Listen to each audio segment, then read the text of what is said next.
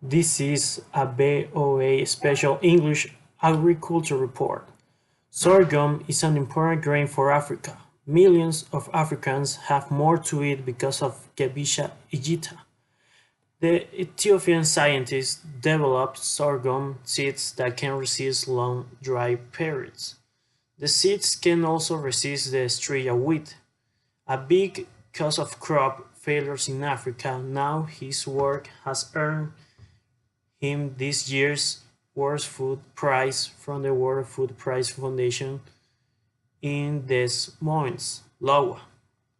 Secretary of State Hillary Clinton made the announcement in Washington in June. She pointed out that Professor Igita did not just develop the seeds, he also worked to get them to farmers. He will receive the $250,000 award at the ceremony in October. He's only the second African to win the prize since it was established in 1986. Monty Jones, a race expert from Sierra Leone, was the winner in 2004. Gebisa Ijita is a professor at Puri University in India. Over the years, he has worked with farmers and seed companies and developed more than 80 seed types for Africa. In the early 1980s, Professor Ijita developed the first sorghum hybrid seeds. These resisted drought and led to a major increase in production. Drought is not the only enemy. Strya is a parasitic weed that Africans commonly call witchweed. The plant attacks sorghum and other crops and steals water and nutrients from the roots. In the 1990s, Gebisha aegypti and another Purdue researcher, Larry Butler, identified the complex relationships between Strya and sorghum plants. That finding led to the development of seeds resistant to both Strya and drought. Gebisha aegypti was raised in a one-room hut in a rural village in west central Ethiopia. His mother wanted him to get an education. He walked 20 kilometers to school in a neighbor town. He left home on Sunday nights and returned on Friday. For secondary school, he attended an agricultural and technical school. It was established by Oklahoma State University under an American government program.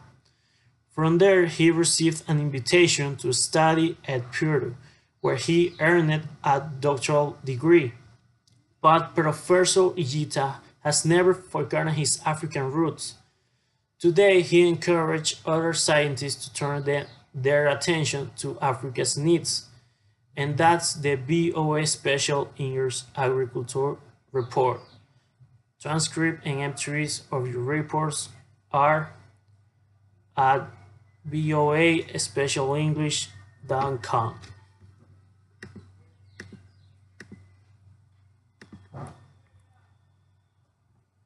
This is a VOA Special English Agriculture Report. Mulch is a material spread over soil. It protects against wind and rain damage. It can also limit with drought. Finding materials for organic mulch can be easy. Small pieces of tree bark or cut up leaves can be used. Some people use grass cuttings or newspapers. Others use inorganic material such as shredded rubber from tires. Mulch is important to home gardens but also to farms. Farmers may keep the remains of maize or other crops on top of the soil. The crop waste creates mulch. This practice is called conservation tillage. Organic mulch protects but also improves the condition of the soil. It provides nutrients for plants. It also provides a good environment for earthworms and other helpful organisms in the soil.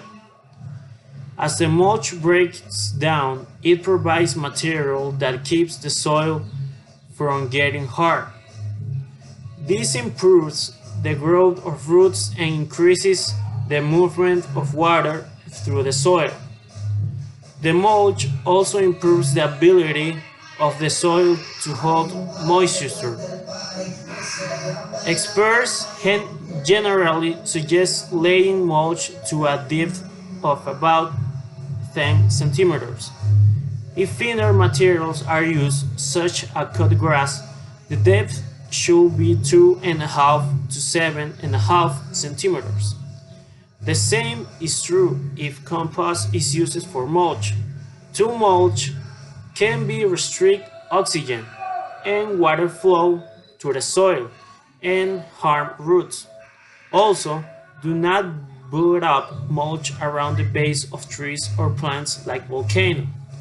This could lead to disease or insect damage. Some gardeners use leaf mulch, fine particles of leaves, instead of wood mulch around trees, especially young trees. Leaf mulch can also be used in flower beds. Mulching is one of the best things people can do for their gardens. It helps keep the soil from getting dry, so it reduces the need for watering. It also limits temperature changes in the soil. Mulch forms a barrier between the soil and the air. As a result, mulched soil will be cooler in the summertime, and in winter it might not freeze as deeply as areas without mulch. Mulch can be added late in autumn to help moderate the effects of winter weather. The best time is after the ground has frozen but before the coldest weather arrives. Spreading mulch before the ground has frozen might attract small animals searching for a warm place to spend the winter. And that's the VOA Special English Agriculture Report. Archives of our reports, including last week's explanation of compost, can be found at voaspecialenglish.com.